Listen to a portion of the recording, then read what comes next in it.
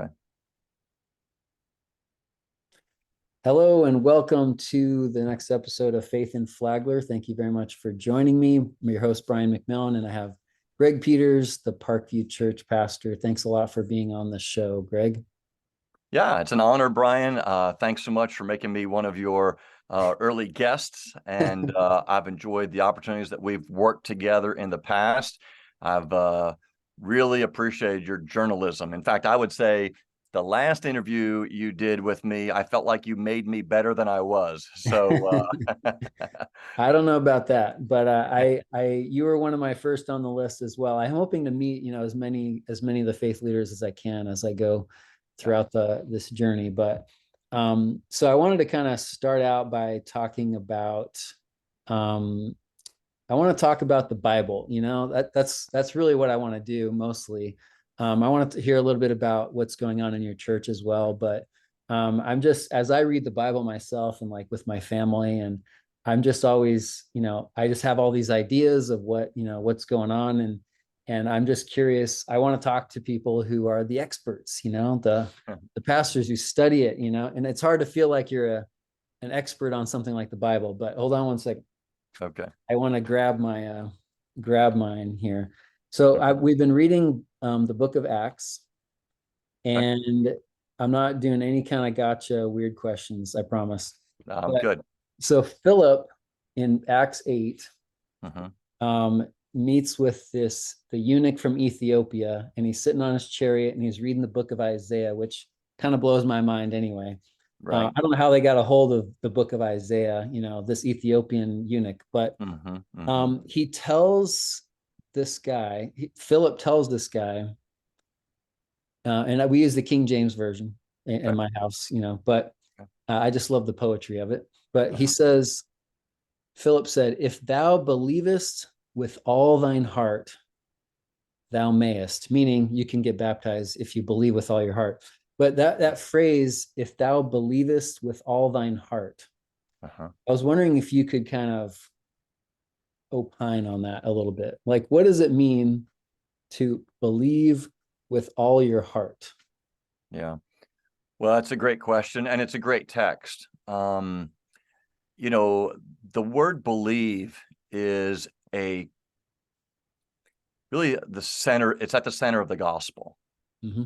And the word believe, if you had to pick 10 words in the Bible that were important to understand, believe's got to be in your top 10 list. And it's the key word in the book of John. So if you're looking for, what some would say the most central book of the Bible to the gospel, John, or maybe arguably Romans, both those books have the word believe as a central foundational component to what it means to come to Christ. By grace alone, through faith alone, to Christ alone, you got to believe. And I think that it's important to know that what does it genuinely mean to believe? And I like the wording there in Acts, particularly in the King James that you use, with all your heart. Because I think there's three types of belief that the Bible talks about. Um, First of all would be what I would call a mental assent, a mental agreement. Like, for example, Assent uh, as in, okay, yeah. A like if mental so, agreement. Gotcha. I thought you meant yes, ascending a mountain or something, oh, which yeah, could be also an interesting metaphor, but right, right, okay. right. But so if you and I went down to, let's say, Walmart today, there off of Palm Coast Parkway, and we just interviewed people that were coming in and out. And if we asked them, hey, do you believe in Jesus, like that he's real? I mean, like, do you believe that, Christmas was really about his birth? And do you believe there's a manger and a Mary and a Joseph? And, do you believe in a Good Friday story and an Easter story? Most people, even today in a postmodern world, still a lot of people are going to say, absolutely, I believe in Jesus, in the person, or even though they don't know him, they believe in his existence. And that's a mental agreement. That's a believing at that level. There are a lot of people that I believe exist, but I don't have a relationship with, though. So believing that he ever lived, like Jesus of Nazareth, as a historical figure, that's also a lot different than, do you believe like he was resurrected? Absolutely. So this type of belief is where we start, but it can't be where we end. So it begins with believing that he's legit, he's real, he's authentic, he existed.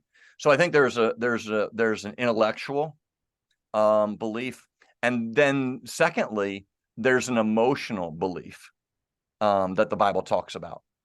And in ministry, I've seen a lot of emotional responses to Jesus, right? Somebody's marriage is about to fall apart. They will sign on the dotted line for Jesus to get their spouse back. You know, their kids are wayward. They're on the verge of bankruptcy, or more so, they're in a hospital bed. The news isn't good.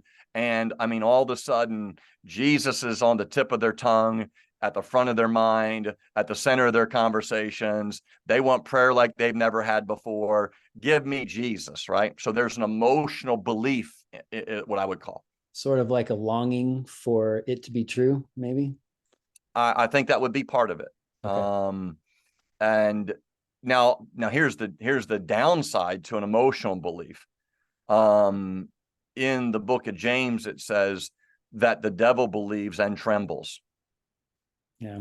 So the two parts of belief that we've already talked about, an intellectual response and an emotional response, Satan has those about Jesus. Yeah, I was just thinking Legion, Yeah, when the devils are cast out, like they're like, you're the son of God, like we're scared of you kind of thing. But so they obviously believed in him.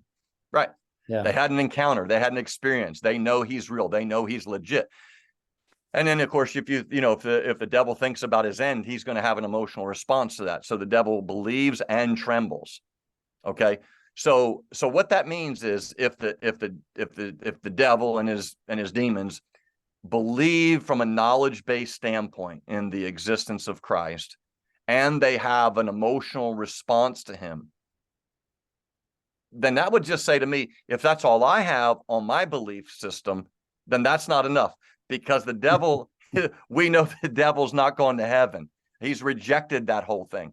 Mm-hmm. So like God has created us in his image as three-part beings, we have a mind, we have emotions, and here's where this is the deal. This is where we seal the deal. We have a will. We have a mind, we have emotions, and we have a will. So at the center of the gospel, when we talk about believing, it's more than just a mental or an emotional response. A person doesn't come to faith in Jesus Christ apart from engaging their will. And that is, they choose as an individual to turn from their sin and trust Jesus Christ as their personal Savior. And they don't have to understand all there is to know about Jesus. They don't have to understand all the depth of theology around that. You know, the Bible says, admit that you're a sinner, believe that Christ died for your sin, call on him to be your Savior.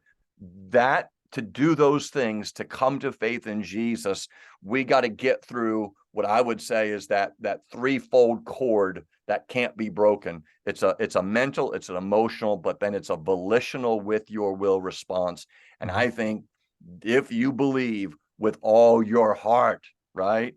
Not if you believe because your mama taught you about Easter, not if you believe because all of a sudden you find yourself in a foxhole, right? There are no atheists in foxholes. So, if you're in a foxhole of your life and all of a sudden you have an emotional response, I don't think that gets you to heaven. I think what is happening there in Acts with the Ethiopian eunuch there is he's coming with all of his heart, believing with his will, choosing Jesus as Lord and leader, making him Savior, not a fire escape out of hell, not a spare tire to get me down the road, not a Hail Mary prayer.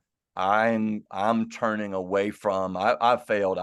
I've tried to fix this. I've tried to solve it. I can't. I need one who can, and I'm believing in him. So that is, my friend, what I believe it means to believe in Christ. Yeah, that's fascinating. See, this is why I like talking to to people like you. Yeah, I wish that there was more of that conversation recorded. I'd love to hear what Philip had to say Mm, besides what he did. But yeah, so that's kind of the introduction to the show. We'll have, hopefully we'll have another 15, 20 minutes here. But I wanted to make sure to thank a few people, a few sponsors who are making absolutely. the show possible that also support, what I'm trying to do and what we're trying to do in the community. This is Douglas Property and Development. These are the people behind Town Center and some other developments. They wanted to support the show, which I was very appreciative of. Stephenson, Wilcox and Associates, they do a lot of surveying. They've been around for decades in Flagler Hmm. County. They wanted to support the mission of this show, which is to encourage faithfulness and strengthen the community.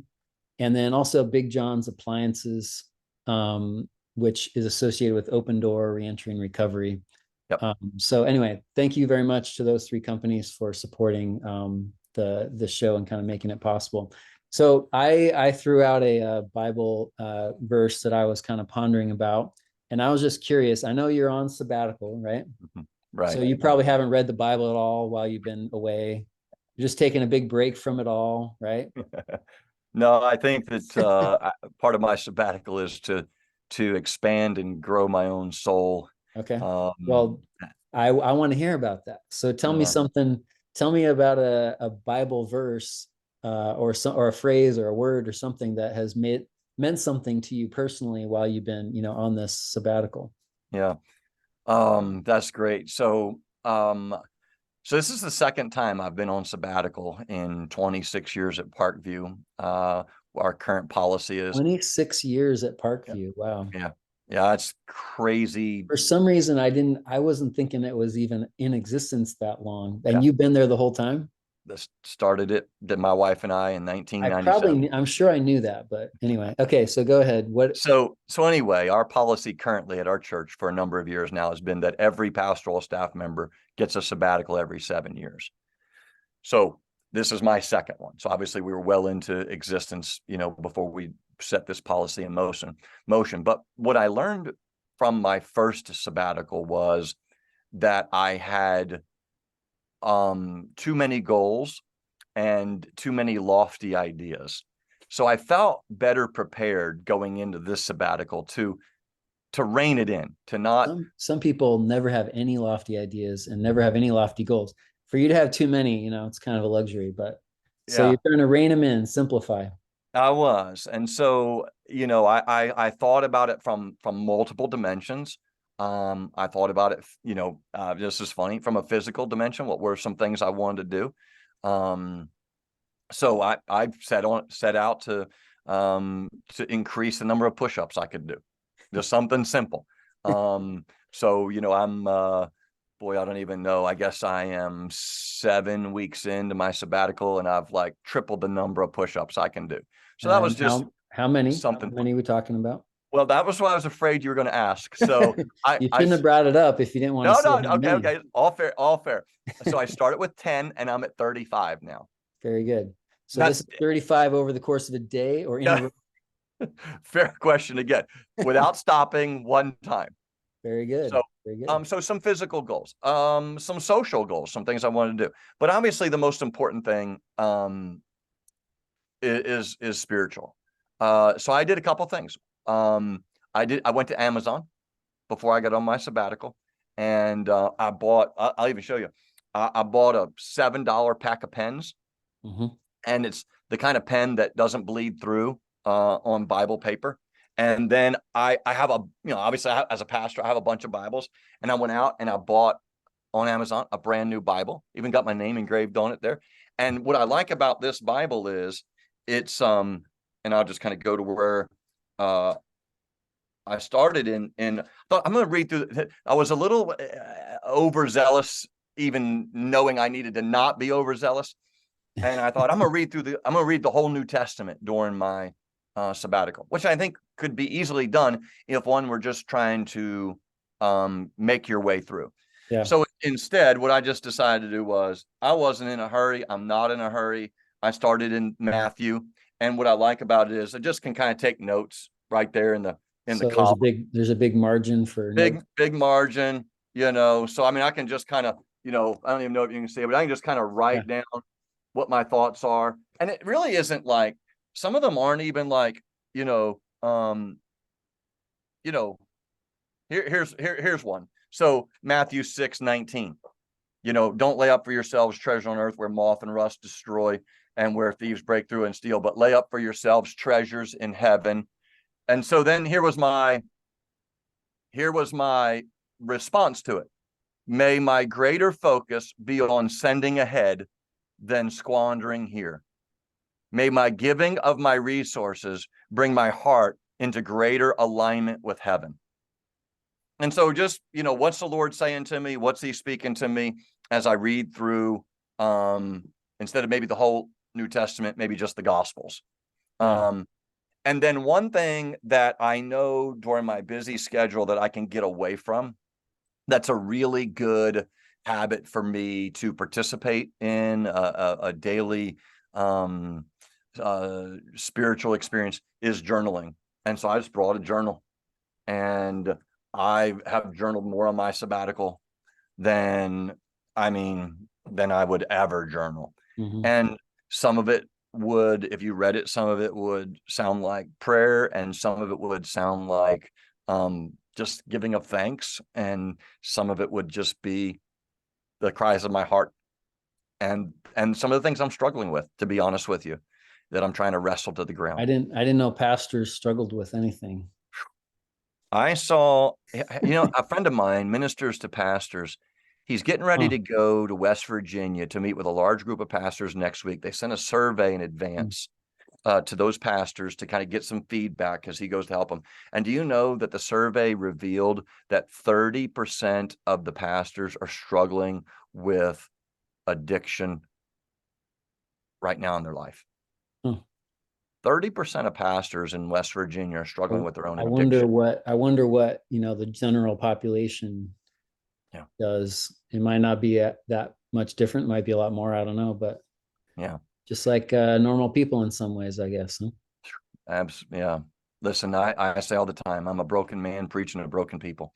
Mm-hmm. And there's no you want to know how I'm the pastor of Parkview for 26 years, so I tell my people all the time, I just got there first. So I got there first. They made me the pastor, and they've just left it that way, you know. Yeah.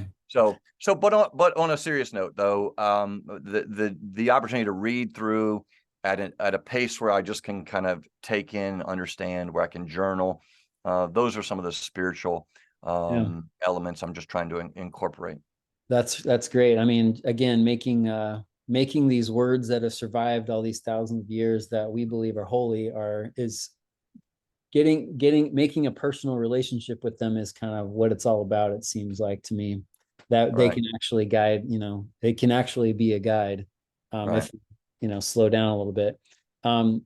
Not to take too much away from this part of the conversation, but going back to the push-ups again. So I've been shooting hoops a lot. I talked about this with Pastor Solano in the last episode. Love Charlie, by the way. He is a great guy. He's a saint. He's a great guy. He's one of my. I got a lot of pastor friends in town, and we've got. That's the unique thing about Flagler County, is the relational community that exists with pastors in town. It's unbelievable. But of all the great relationships I've got, Charlie's one of my favorites. He's just a great guy. That's great. Well, I talked to him a little bit about my latest basketball obsession.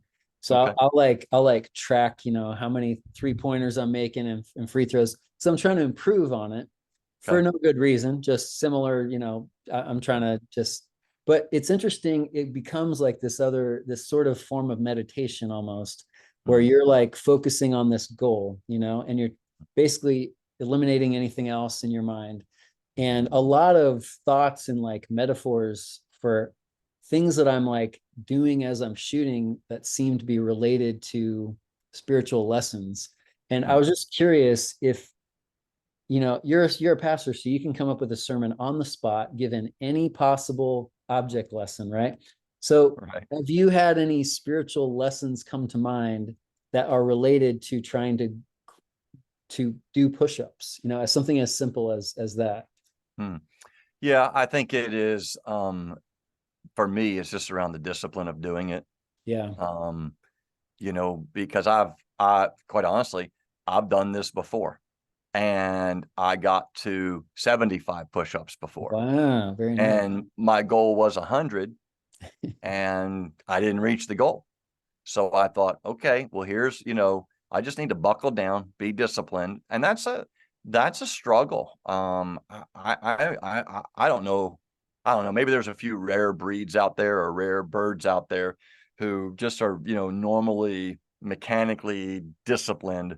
And I'm sure some more than others, but my personality does not lend itself to that. I can be a move in every direction kind of guy.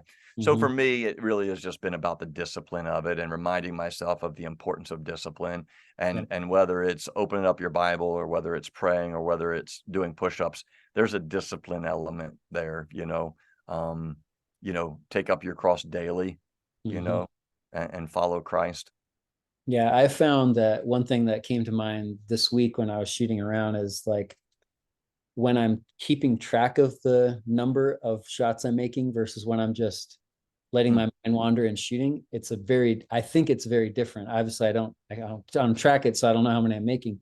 But when I'm like sort of in a groove, I'm like, I'm going to start counting now because I think I'm going to have a really high percentage.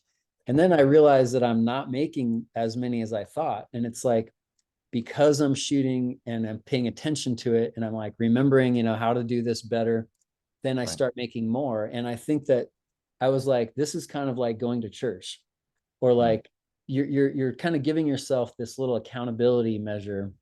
And I think a lot of people kind of have an aversion to church where it's like, well, I can go and be spiritual in the woods, I don't need to be in a church. And I think that there's a lot of truth to that, but somehow like it seemed like there's some relevance there. Like, but if you go to church and you get the reminder and you kind of reset yourself, then you can actually have a more, uplifted life, I guess, and shoot at a quote higher percentage spiritually. So anyway, that was kind of my mind. Yeah.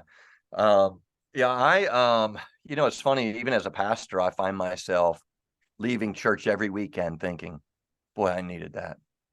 Well, I'm glad I was here, and sometimes it's the music, sometimes it's the prayer, sometimes it's a new friend, sometimes it's an old friend, sometimes it's an opportunity to minister and encourage somebody.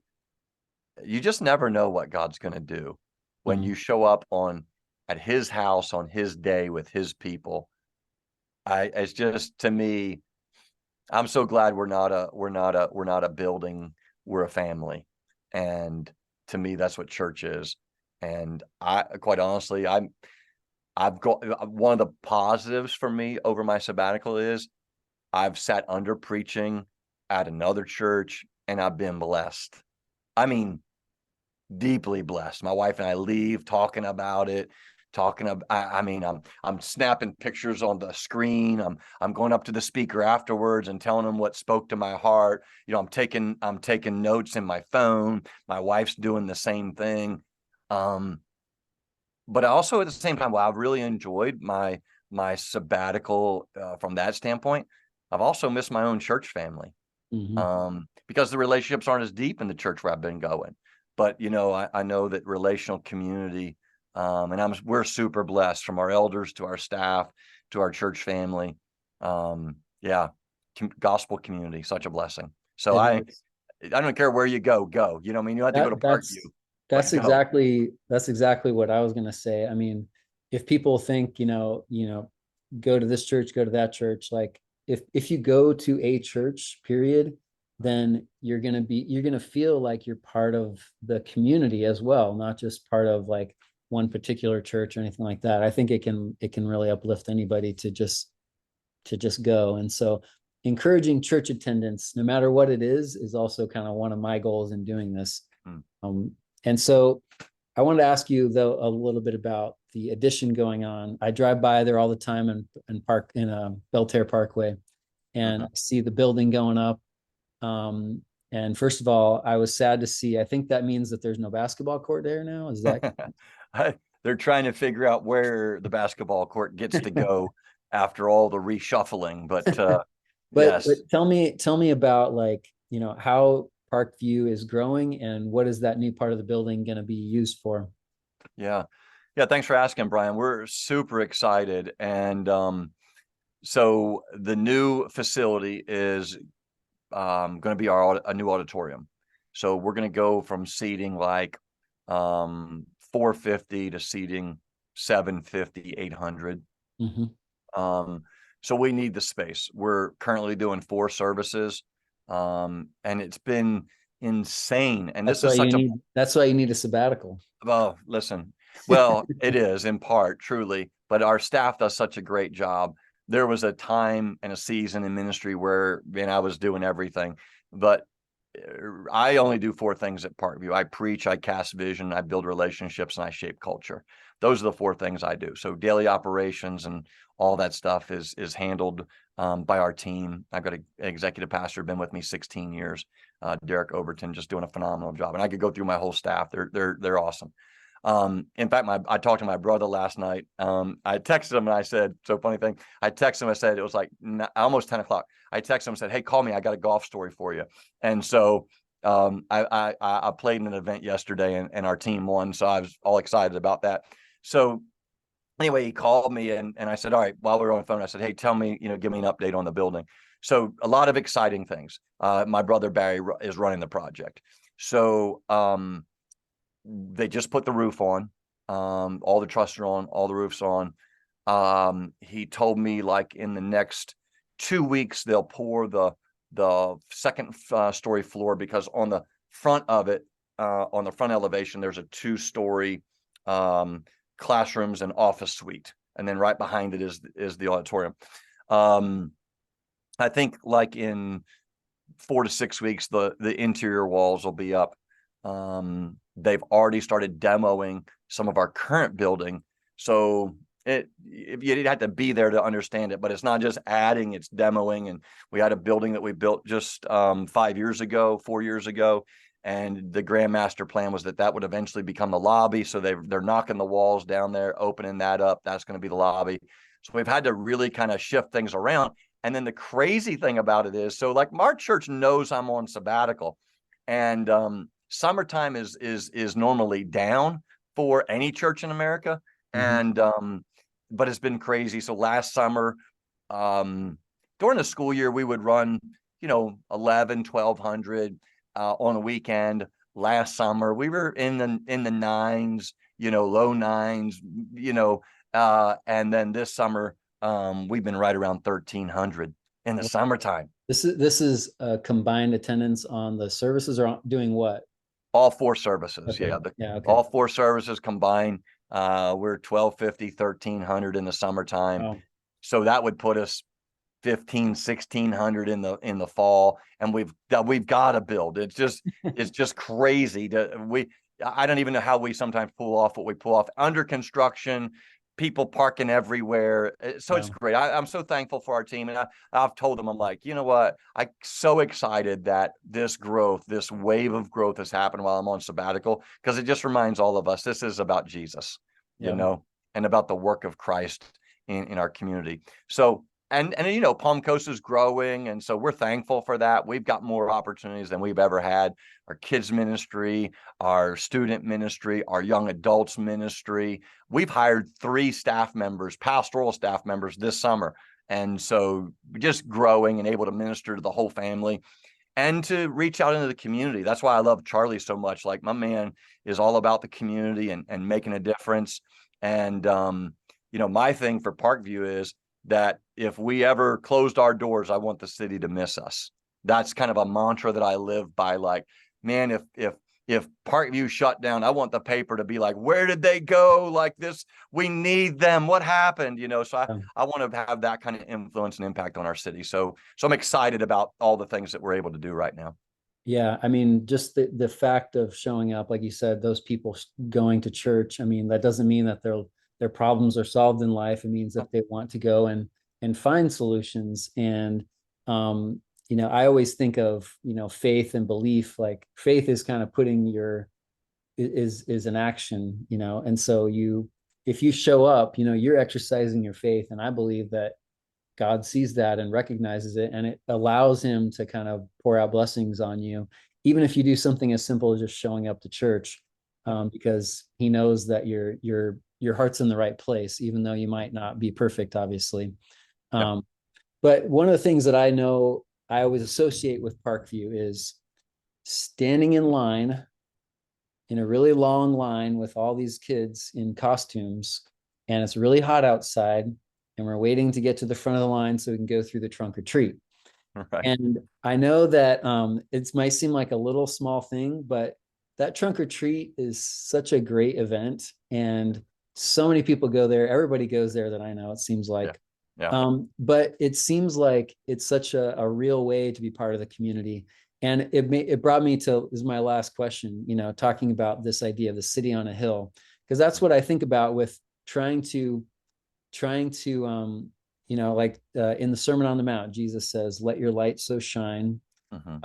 And trying to I don't know, be visible in the community. I think in some ways it sounds like, well, that's just kind of setting yourselves up, or that's being kind of prideful to be visible in that way.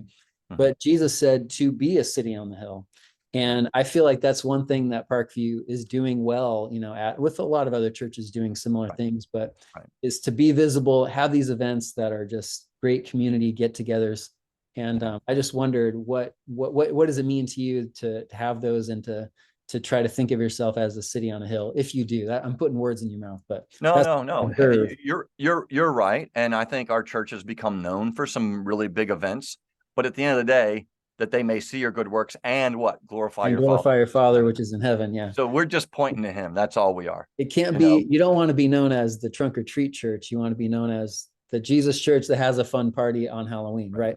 Right. When I tell people all the time, I said, we do trunk or treat so we can get people to Living Nativity, and so that drive-through Living Nativity is my favorite, but I'll take a trunk or treat event where hundreds of families, this, dude, like they are lined up down into the park, but our team is so good. They move them through. It's incredible. The shopping carts of the candy, it's amazing. The operation, I'm like, where's Greg Peters in all this? Yeah. Hopefully he gets to take the night off, but I bet you're involved. Well, here they gave me such a fun thing. This year was brand new, that I don't know who thought of it, but one of our staff they're genius. And they said, hey, listen, here's all we want you to do. We want you to be in the crowd, greet the people, but we want you about, every 15 minutes to give somebody a fast pass. So I would go like down to the flagpole in the park, like 400 or 500 people deep. And I'd say to a family, I'd say, hey, have you ever been to Disney before? And they're like, yeah. And I'm like, have you ever heard of a fast pass? And they're like, yeah, kind of. Why? I said, because you just want a fast pass to trunk or treat. I said, if you'll follow me, I'm going to take you from the back of the line right now, and I'm going to put you in the front of the line. And they're like, you're kidding me. And so literally, like, I just family after family throughout the night, literally took them right to the front of the line. That sounds like the best job of all. It was the best job. So, but our team, they serve. You can't pull off an event. If you've seen some of those people in our church and the sets and the costumes, and they go all out, So I'm proud of our church. Yeah. Well, I want to again thank 3 sponsors: Douglas Property and Development, Stephenson, Wilcox and Associates, and Big John's Appliances. If you are a business and want to help sponsor, then email me at faithandflagler@gmail.com, faithandflagler@gmail.com. And tell us what your church's website is. Parkviewlife.com.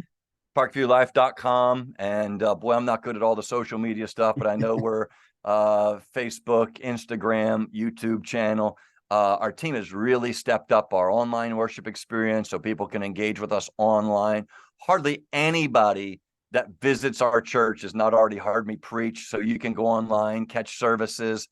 We'd love for people to experience Parkview. And if you don't have a church home, great. If you got a church home, stay there, but let us kind of supplement that if we can in any way. And we're happy to serve, families in our community. And we're just super excited about, I've been there 26 years, and I promise you, Brian, our greatest days are yet ahead, and we're excited about the people God's sending our way. Now's a great time to jump in this new season with us.